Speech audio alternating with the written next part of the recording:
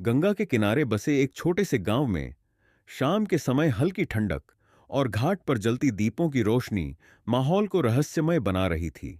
इसी बीच एक अघोरी बाबा, जो साधारण तंत्र थी लेकिन इस शांति को जल्द ही तोड़ने वाली थी। एक घटना जो सबके रोंगटे खड़े कर देने वाली थी।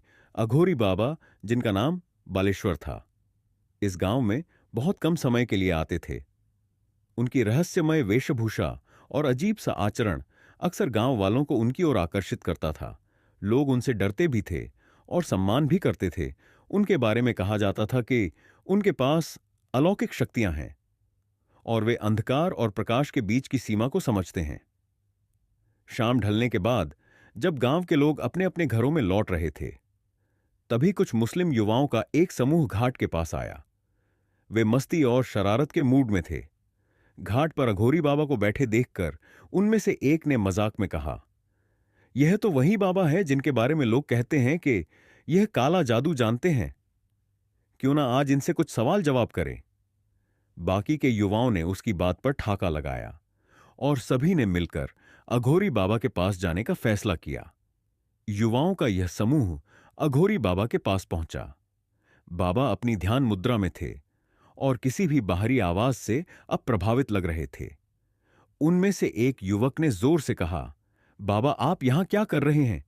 क्या सच में आपके पास कोई अलौकिक शक्ति है? बाबा ने धीरे से अपनी आंखें खोली। उनकी आंखों में एक अजीब सी चमक थी, मानो वे उस युवक की आत्मा तक देख सकते हों। बाबा ने शांत स्वर में कहा, तुम्हें जो जानना है पूछ सकते हो, लेकिन सम्मान बनाए रखो। युवाओं ने उनकी बातों को हल्के में लिया और हंसने लगे। एक युवक ने चुनौतीपूर्ण स्वर में कहा, अगर आपके पास इतनी शक्ति है तो हमें अभी दिखाइए।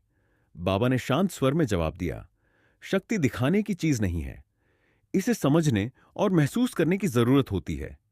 लेकिन युवक शांत नहीं हुए। उन्होंने बाबा को घेर लिया और सवालों की झड़ी लगा दी। उनकी आवाजों में अब मजाक की जगह आक्रामकता झलक लगी थी। बाबा ने कुछ समय तक धैर्य बनाए रखा, लेकिन जब युवाओं ने उनकी वेशभूषा और साधना का मजाक उड़ाना शुरू किया, तो बाबा ने गंभीर होकर कहा, तुम लोग उस चीज के साथ खेल रहे हो जिसे समझने की तुम्हारी शक्ति नहीं है। अगर मैं चाहूं तो तुम्हें उसी क्षण सबक सिखा सकता हूं। युवाओं ने इसे और भी मजाकिया तरीके से लिया। उनमें से एक ने कहा, तो दिखाइए ना बाबा, आपकी शक्ति क्या है? अचानक बाबा ने अपने आसपास की हवा को अपने मंत्रों से गूंज दिया। उनके मुंह से निकलते शब्दों ने वातावरण को और भी रहस्यमय बना दिया। युवाओं के चेहरे की हंसी अब धीरे धीरे डर में बदलने लगी।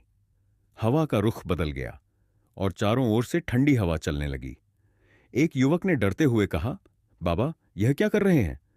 बाबा ने शांत स्वर में कहा, तुमने जो मांगा वही दे रहा हूं, लेकिन याद रखना, हर क्रिया की प्रतिक्रिया होती है। घाट पर जलते हुए दीपक एक एक करके बुझने लगे।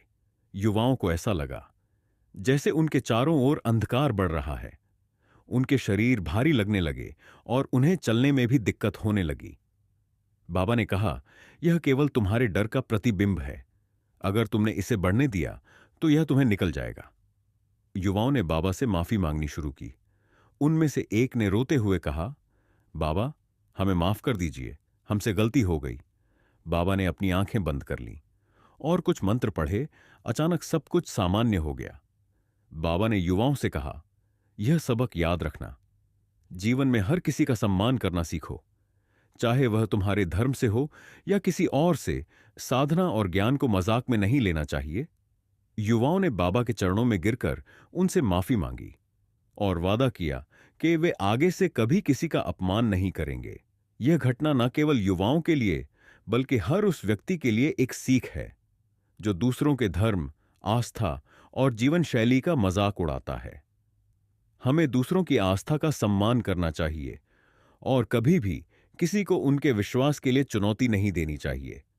अगर आपको यह कहानी पसंद आई और इससे कुछ सीखने को मिला तो वीडियो को लाइक करें, अपने दो दोस्तों के साथ शेयर करें और हमारे चैनल को सब्सक्राइब करें।